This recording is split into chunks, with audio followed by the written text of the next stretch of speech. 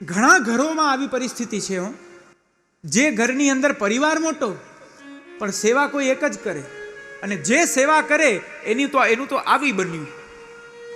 ઘરના બધા જ એની ઉપર રોષભાજી થઈને સતત એને સતાવે છે. આ પરિસ્થિતિ છે, નથી એવું નથી. તો જે ભગવત સેવાથી વિમુખ છે, શ્રી મહાપ્રભુજી એમને બહિર્મુખ આજ્ઞા કરે છે. આ બધા ભગવાનથી પરાંગમુખ છે, બહિર્મુખ છે. એવા જીવોનો તો ત્યાગ કરી દેવો જોઈએ, એવા ગૃહનો ત્યાગ કરી દેવો જોઈએ. શ્રી મહાપ્રભુજી આપણા આચાર્ય હૃદયના આટલા કઠોર છે. એમના માર્ગમાં આવીને આપણે કેટલા નિશ્ચિંત થઈ ગયા છે, કેટલા નિશ્ચિંત થઈ ગયા છે. શ્રી મહાપ્રભુજીની આ તત્પરતા છે, આવશ્યકતા. ભગવત ધર્મ એ લોક ધર્મ અને વેદ ધર્મથી પણ મોટો છે. અને ભગવત ધર્મની આગળ જ્યારે કંઈ પણ હોય તો પ્રથમ પ્રાધાન્ય એ ભગવત ધર્મનું જ રહે છે. ત્યાં પછી લોક ધર્મોનો ત્યાગ કરવો પડે તો એમાં એક ક્ષણની પણ હિચકિચાટ નથી થતી. ત્યાં લૌકિક આસક્તિ નથી. અને જો લૌકિક આસક્તિ થતી હોય તો બીજો ઉપાય છે, આ આપણાથી થઈ શકશે. સંસાર આવેશ દુષ્ટાનામ ઇન્દ્રિયાણામ હિતાય વૈ. આ દેહેન્દ્રિયોનું, દેહાદિકનું કંઈ જો તમારે ઉત્તમ રક્ષણ કરવું છે પણ તમે એનું રક્ષણ કરવા સમર્થ નથી તો શું કરવું? કૃષ્ણસ્ય સર્વ વસ્તુની ભૂમ્ન ઈશસ્ય યોજયત. આ દરેક વસ્તુ લઈ પ્રભુના હાથમાં સોંપી દો.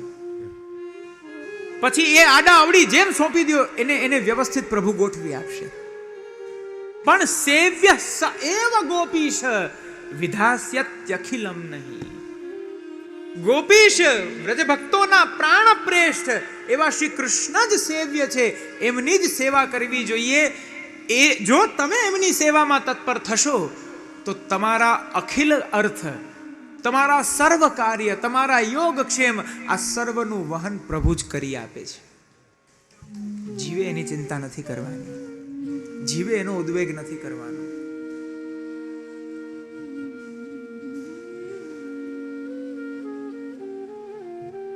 ભાર્યાદીમાં અનુરાગ પણ સેવા માટે છે, પુત્રાદીમાં અનુરાગ પણ સેવા માટે છે. અમ્મા ક્ષત્રાણી, બ્રાહ્મણ સ્ત્રી પુરુષ, આ બધા એના ઉદાહરણો છે.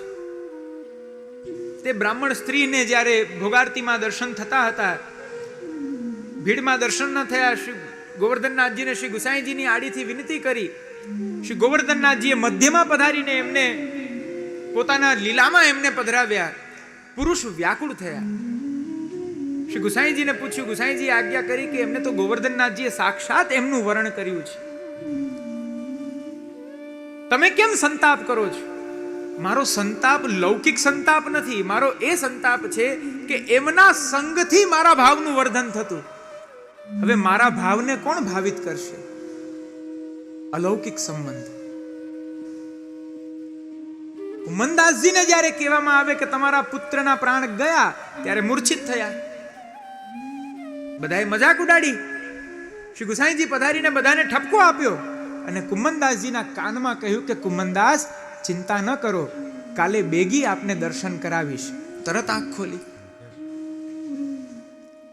સ્ત્રીમાં, પુત્રમાં, બંધુ બાંધવોમાં જે સ્નેહ છે તે અલૌકિક ભગવદ વિષયક સેવા હેતુક સ્નેહ છે, લોક સંબંધીનો સ્નેહ નથી. આ બધા સેવાના સહાયક પદાર્થો છે.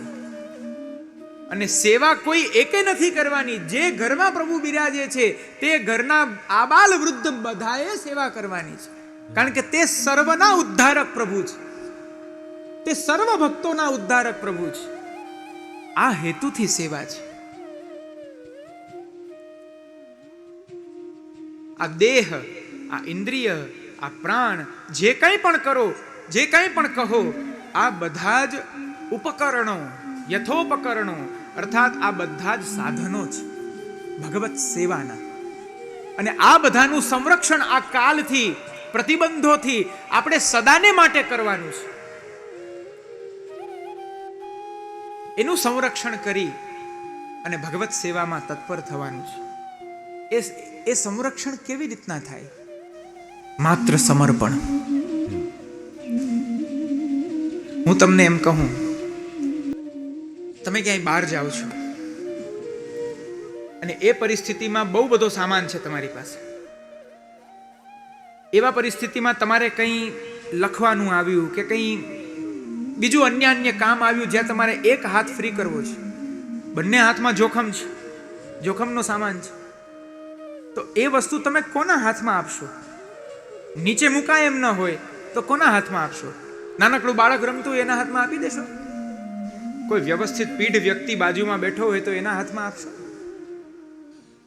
આપણા સર્વ પદાર્થો અવિદ્યાથી આવૃત થયેલા છે. લોક સંબંધી જીવોને જો તમે તે પદાર્થો આપશો તો તે પણ અવિદ્યામાં આવૃત થયેલા છે. તો એ તો ડૂબે છે, પણ એ તો સાથે સાથે આપણને પણ ડૂબાડે. ને એને જો બચાવવા જાઓ તો આપણે ડૂબીએ. આસક્તિ રાખીને જો બચાવો તો પાછા ડૂબીએ. એનાથી ઉત્તમ છે સર્વાધાર સર્વાશ્રય જે હોય એવા શ્રી કૃષ્ણના ચરણારવિંદમાં સમર્પિત કરો તો જે અવિદ્યાનો દોષ છે તે અવિદ્યાના દોષની પણ નિવૃત્તિ થઈ જાય. જીવના જેટલા પણ ક્રિયાયોગ છે, સવારના ઉઠો રાત્રે સુવો ત્યાં સુધીના, સેવાને છોડીને અપરસ કરો અને અપરસમાંથી બહાર નીકળો. અપરસ કરીએ ને અપરસ છોડી એ જે સમય છે એ સમયને હું નથી કહી રહ્યો. એ તો ભગવત સન્નિધાનનો સમય છે, એમાં કોઈ દોષ જ ન જોવાનો હોય. પણ ઇતર કાર્યોમાં જ્યારે જીવ જાય છે ત્યારે કહેવામાં આવે છે કે જીવના પ્રત્યેક કાર્યો સંસ્કૃતિ હેતવ સંસારના કારણ રૂપો છે. તો બોલો હવે કરવું શું? સેવા પણ આખો દિવસ કે તો પ્રભુને પણ ઊંઘ આવે, પ્રભુ પણ કે હવે અનોસર કરાવો, અને અનોસરમાં તો અંદર રહેવાતું નથી. ગોપાલદાસ જટાધારી જેવી ધૈર્ય આપણામાં છે નહીં. ભલે આખી આંખ ન ખોલી પણ આમ જરાક ખોલીને તો જોઈ લે કેવા લાગે, ચાલો ને જોઈએ. એટલું તો જોઈએ જ લઈએ. બહુ નહીં, ખાલી ચરણારવિંદ જોઈ લો એમ કરીને એટલું તો જોઈ લઈએ.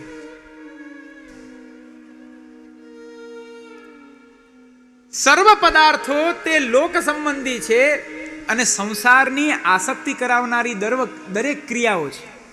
તો હવે એમાંથી બહાર કેમ નીકળવું? અનોસર તો થવાના છે, અને દરેક જીવ અનોસરની અંદર મનસા ભાવયે નિત્યમ, જેમ આપણે હમણાં પહેલા જોયું એમ મનથી ભગવત લીલાનું તો ક્રમાગત ભગવત લીલાનું તો ચિંતન નથી જ કરવાના. તો શું કરવું? તો પાછા સંસારમાં વયું જવું નહીં. તે સંસારની સર્વ ક્રિયાઓ જો ભગવત પરક કરી દેવામાં આવે તો તે ક્રિયાઓનું સંસારપણું નષ્ટ થાય છે. જેનું ઉદાહરણ મહાપ્રભુજી ગંગા જલથી આપે છે. ગંગા જલમાં કોઈ પણ જલ ભળે એ બની જાય છે ગંગા જલ. સિદ્ધાંત રહસ્યમાં છેલ્લા શ્લોકમાં જુઓ, ગંગા ત્વેન નિરૂપ્યા સ્યાત. એ સર્વ વસ્તુને ગંગાપણાથી માનવામાં આવે, ભલે પછી નદી નાળાનું પાણી કેમ ન હોય. એમ જીવની સર્વ ક્રિયાઓ, જીવનો કામ, ક્રોધ, લોભ, મોહ, મત્સર આદિ દરેક દોષો સહિત તે દોષથી ભરેલો જીવ પણ જો ભગવાનમય થઈ જાય તો તે સર્વનું અલૌકિક સંપાદન થાય છે. એક જ ગતિ છે મનની, કૃષ્ણ શ્રી કૃષ્ણ મન માહી ગતિ જાનીએ. બસ આ એક પદ લઈ અને પછી આપણે પૂરું કરી દઈશું. 12:30 થઈ ગયા. ધન્યવાદ. આટલું ધૈર્ય રાખ્યું. આ જીવની માટે ખરેખર કસોટી છે, આ જીવની ખરેખર પરીક્ષા છે. હે પ્રભુ, આપની આવી માયાને આપ દૂર કરો. આ માયાની નિવૃત્તિ કેવી રીતના થશે? એનો એક ઉપાય છે, એ છે સમર્પણ. ભક્તિ માર્ગમાં આવીને જે જીવ પોતાનું આત્મનિવેદન નથી કરતો અને પોતાને બહુ ઉચ્ચ કોટીનો જો જીવ માનતો હોય, આમ જરાક ઉપર આમ ઊંચા ટેબલ ઉપર જઈને બેસાઈ ગયું હોય તો શ્રીમદ ભાગવતની અંદર ભગવદીય જનો તે જીવને પગ ખેંચીને નીચે ઉતારે છે. એ ભાઈ ઉતરો, અહીં પ્રભુ બિરાજે છે, આમ સન્મુખમાં ઉપર બેસાય. એ જીવની કેવી વૃત્તિ છે? જેને જવું હોય ને જવા દો.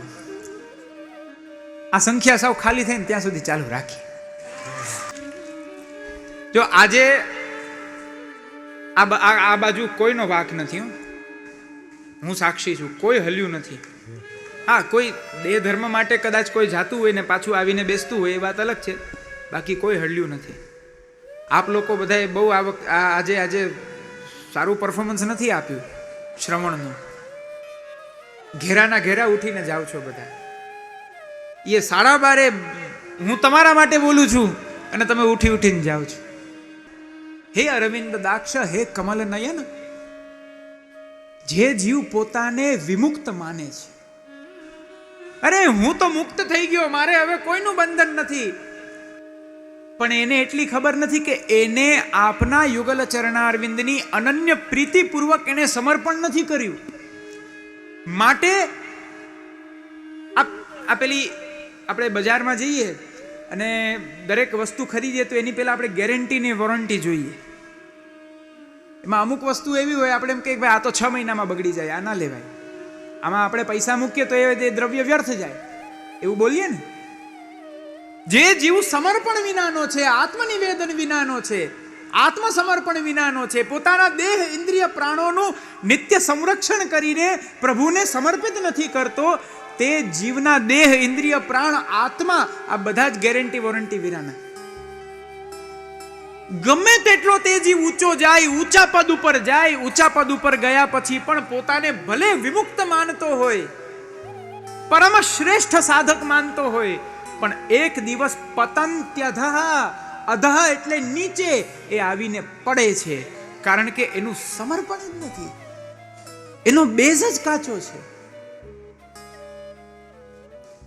આ દેહ ગેહમાં આપણે આસક્તિ નથી કરવાની, એનું સમર્પણ નિત્ય ભગવત સેવામાં પ્રભુને કરવાનું છે. આવી આજ્ઞા કરી અને ત્યાર પછીનો 5મો શ્લોક બસ એક બોલી દઉં, 5 જ મિનિટ, બહુ નાનો શ્લોક છે, અનુષ્ટુપ છે. પ્રાતિકુલ્યે યથા ત્યાગઃ,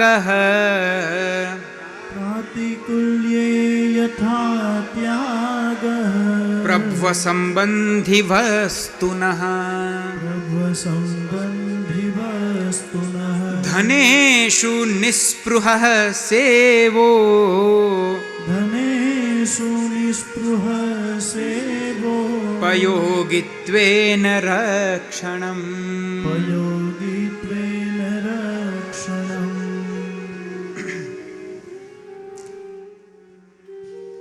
પ્રાતિકુલ્યે યથા ત્યાગઃ, પ્રભુના સેવામાં, પ્રભુના માર્ગમાં એવા પદાર્થો હોય કે જેના દ્વારા પ્રભુના સુખમાં પ્રતિકૂળતા જણાતી હોય.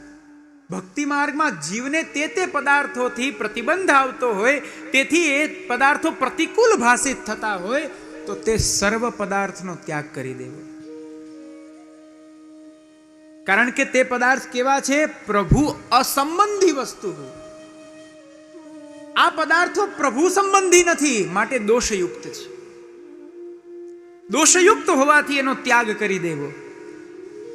બીજી વાત, ધનેષુ નિસ્પૃહ, ધનમાં નિસ્પૃહતા, ધનમાં આસક્તિ ન રાખવી. અને જો ધન હોય તો પ્રભુ સેવોપયોગીના, એ ધનનું સંરક્ષણ કરી અને એ ધનને ભગવત સેવામાં પ્રયુક્ત કરાવવું. આ બધી એકદમ પ્રેક્ટિકલ આજ્ઞાઓ છે જે આજના સમયના વૈષ્ણવને બહુ બહુ આવશ્યક છે. વૈષ્ણવ એ ભેદ જોઈ નથી શકતો. વૈષ્ણવમાં એ ભેદ આજે આપણા જેવા જીવ એ ભેદ આપણે કરી જ નથી શકતા. જે દ્રવ્ય આવે એ દ્રવ્ય ઉપર સત્તા તો આપણે આપણી માનીને બેસીએ છીએ. ખરેખર એ આખું દ્રવ્ય પ્રભુનું છે અને એનો વિનિયોગ પ્રભુ સેવામાં કરવાનો છે. આવી વિવેક બુદ્ધિ આપણામાં હોવી જોઈએ. જેમ સંતદાસ ચોપડા ક્ષત્રિય, શ્રી મહાપ્રભુજી આજ્ઞા કરી કે તમારું સઘળું ધન ચાલ્યું જશે. ચાલ્યું ગયું. જે કંઈ પણ પાત્રો હતા એ બધા પ્રભુના સુવર્ણ આદિના સિદ્ધ કરાવી અને ગોવર્ધનનાથજીને ધરી દીધા. પોતે કોળીનો વ્યાપાર કરે છે અને 2.5 રૂપિયા કમાય છે. એમાં 1/2 રૂપિયાનું દાળ ભીંજવીને પ્રભુને ધરે છે, 1/2 રૂપિયાનું એ ચણા ભીંજવીને પ્રભુને ધરે છે, 1 રૂપિયા દ્વારા રાજભોગ સિદ્ધ કરે છે અને જે 1/2 રૂપિયો બચ્યો એની યત્કિંચિત સામગ્રી કરી પ્રભુને અરોગાવી અને નિત્ય ભગવદ વાર્તા થાય ત્યાં ભગવદીઓને વાટી દે છે. પોતે કંઈ રાખતા નથી. આ વૈષ્ણવનું સ્વરૂપ. વૈષ્ણવમાં સંગ્રહ પરિગ્રહની વૃત્તિ ના હોવી જોઈએ. માટે ધનેષુ નિસ્પૃહ સેવા ઉપયોગિત્વેન રક્ષણમ. અને જો તે ધન ભગવત સેવોપયોગી છે તો તેનું સદાને માટે સંરક્ષણ કરવું. નારાયણદાસ બ્રહ્મચારી ધનને જોઈને એવું કહે છે પોતાની ભત્રીજીને કે આ બગાડ પડ્યો છે. ધન એ તો અગ્નિની વિષ્ઠા છે. અગ્નિની વિષ્ઠા એટલે રાખ. આ ધન એ તો અગ્નિની વિષ્ઠા છે. અરે આને ઉઠાવી લ્યો. આપણે હોઈએ તો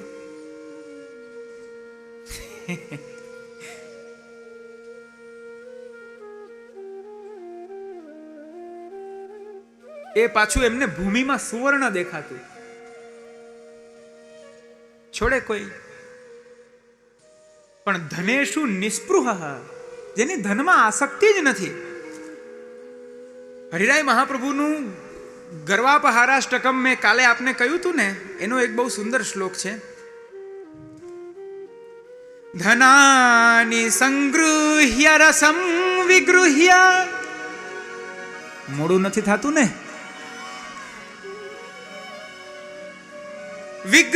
નિગૃહ્ય લોકમ પરિગૃહ્ય મોહમ દેહમ વૃથા પુષ્ટમિમં વિધાય ન સાધવો મૂઢ સભાજિતા કિમ. હે જીવ, હે મૂઢમતી, ધનાની સંગૃહ્ય, તું ધનનો સંગ્રહ કરે છે. રસમ વિગૃહ્ય, અનેક રસને તું પ્રાપ્ત કરે છે. લોકનો પરિગ્રહ નિગૃહ કરે છે. મોહથી પરિગ્રહ સંસાર બંધનનો કરે છે. આ દેહને દિવસ રાત, દિવસમાં 10 વખત આ દેહનું પોષણ કરે છે અન્ન આદિ દ્વારા. આટલું કરતા કરતા તને એક દિવસ એમ ન થયું કે આ દેહ દ્વારા એકવાર ભગવદીનો સંગ કરી લઉં, આ દેહ દ્વારા ભગવત સ્વરૂપનો સ્પર્શ કરી લઉં? આવું તને એકવાર પણ નથી થતું? આવું શ્રી હરિરાય મહાપ્રભુ આજ્ઞા કરે છે. આ બધા જ જીવની અંદર રહેતા દોષો છે અને તે દોષોમાં પહેલો દોષ કહ્યો ધનાની સંગૃહ્ય. વ્યક્તિ ભગવત સેવાર્થ ધનને પ્રાપ્ત કરે. જેમ મુરારીદાસજી, નારાયણદાસે એમને કહ્યું કે હું તમને 12 રૂપિયા આપીશ. એમણે કહ્યું મારે 12 રૂપિયા નથી જોતા, મને 8 રૂપિયા આપો. અને એ 8 રૂપિયાથી જે વસ્તુ ઉત્તમ જુએ એ સર્વ વસ્તુ એ પ્રભુ માટે લઈને આવે. વાર્તા સાહિત્યમાં બતાડે શ્રી ઠાકુરજી, શ્રી લાલજી આપ ત્યાં દ્વાર ઉપર ઠાડા રહે કે મુરારીદાસ ક્યારે આવે. એ જે લાવે એની જોલી ખોલી ખોલીને જુએ કે આ જોલીમાં શું લાવ્યો છે મારા માટે. દ્વાર ઉપર ઠાડા રહીને કે મારા માટે ખીલોના લાવ્યો, મારા માટે મેવા લાવ્યો, તો જ દ્વાર ખોલીશ, નહીતર દ્વાર નહીં ખોલું. ધનમાં નિસ્પૃહતા અને એકમાત્ર પ્રભુમાં આસક્તિ આ વૈષ્ણવનું સ્વરૂપ. અને જો તે ધન સેવોપયોગી છે તો એનો સ્વીકાર કરીને એને ભગવત સેવામાં વિનિયોગ કરો. અને જો સેવોપયોગી નથી તો એમાંથી આસક્તિ કાઢી નાખો. એ રહે તો પણ શું, ન રહે તો પણ શું. માટે પ્રાતિકુલ્ય યથા ત્યાગ પ્રભુ અસંબંધી વસ્તુનઃ ધનેષુ નિસ્પૃહ સેવોપયોગિત્વેન રક્ષણમ. આ બધા જ વૈષ્ણવના કર્તવ્ય છે.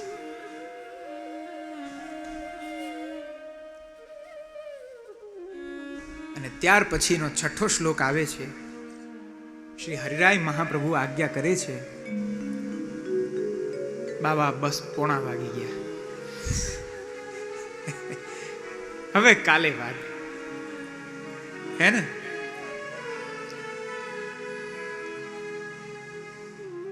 કે પછી હિંમતમાં છો? એમ નહીં, હું તો છું, તમને પૂછું છું.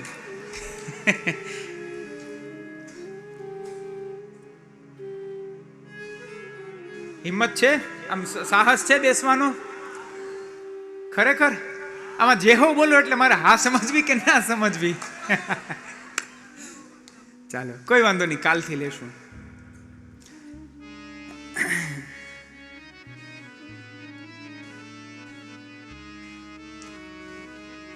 અર્થ સમજાવી દો.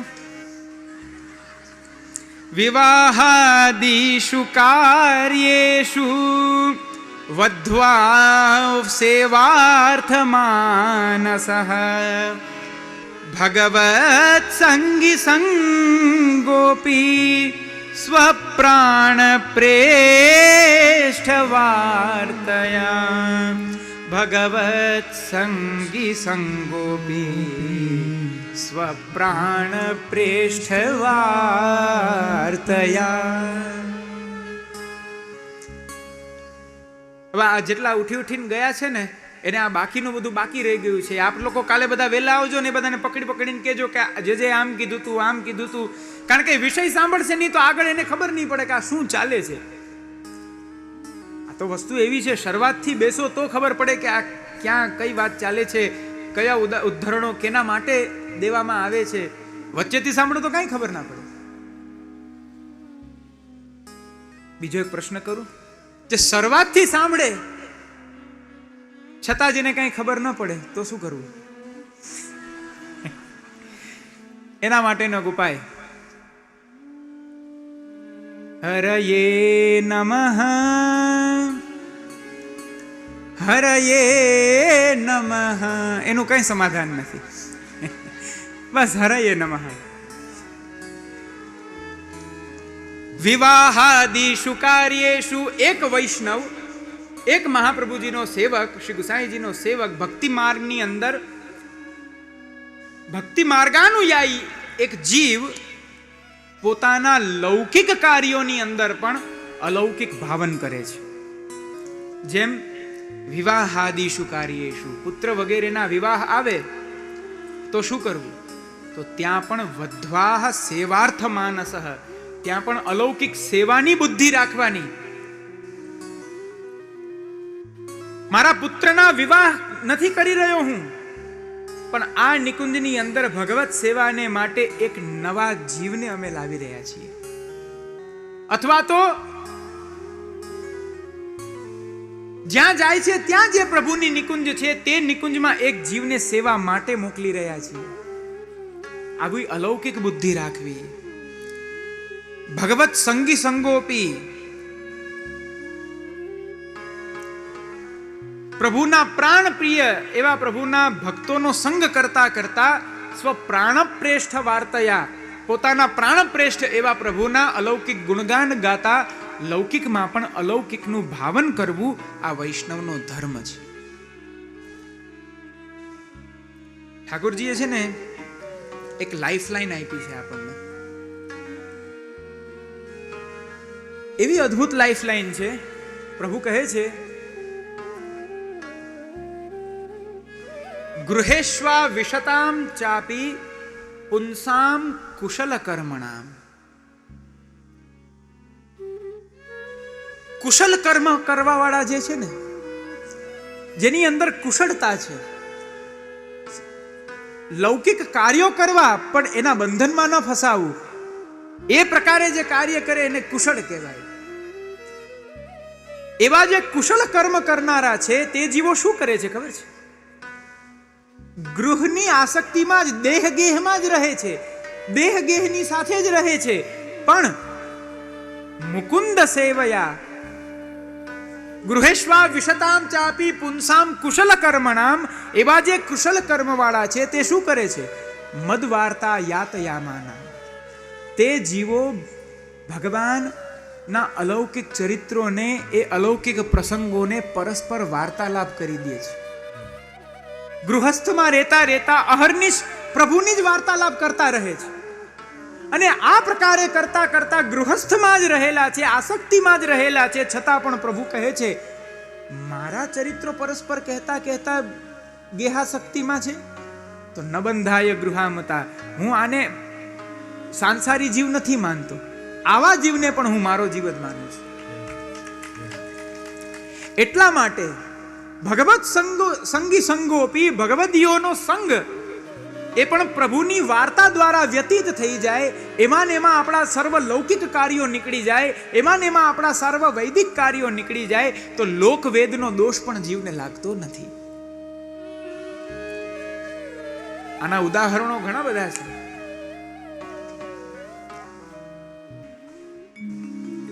એક કહી દઉં.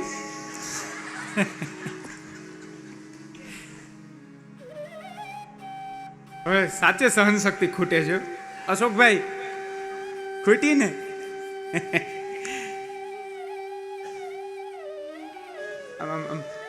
આમ નિશ્વાસ નીકળે છે ને, આમ દેખાય છે. આમ મને શું કામ એને દોષ આપો છો? તમે બધાએ રાતનું ગોઠવ્યું, હવે ભોગવું. ચાલો આશ્રયનું પદ લઈએ. કાલે અહીંથી જ પ્રારંભ કરીશું. થોડુંક વહેલું ચાલુ થાય ને તો આનંદ આવે. હું ક્યારનો રાહ જોતો હોઉં છું, પણ વૈષ્ણવ બધા બહુ થોડા વિલંબથી આવે છે. આપણે મોડામાં મોડું 9 વાગે જો ચાલુ થઈ જાય તો આનંદ આવે. ત્યાંથી હું ખબર લેતો રહું કે હજી બસ 50 જણા જ છે, 100 જણા જ છે. એમ સમાચાર આવે કે ના હવે બધું ભરાવા માંડ્યું, પછી હું આવું. એમ આપ થોડા વહેલા આવો તો આનંદ આવે. એમ ભલે આપણે આખી સભા નથી જોઈતી, આપ અત્યારના કેટલા બેઠા છો, આમ નિજમંડલી જેવું લાગે. એમ તો હશો આપ અત્યારના 500-600 ઉપર વૈષ્ણવો હશો, આટલું પણ ઘણું છે. ચાલો શ્રી મહાપ્રભુજીના ચરણ કમલનો આશ્રય કરીએ.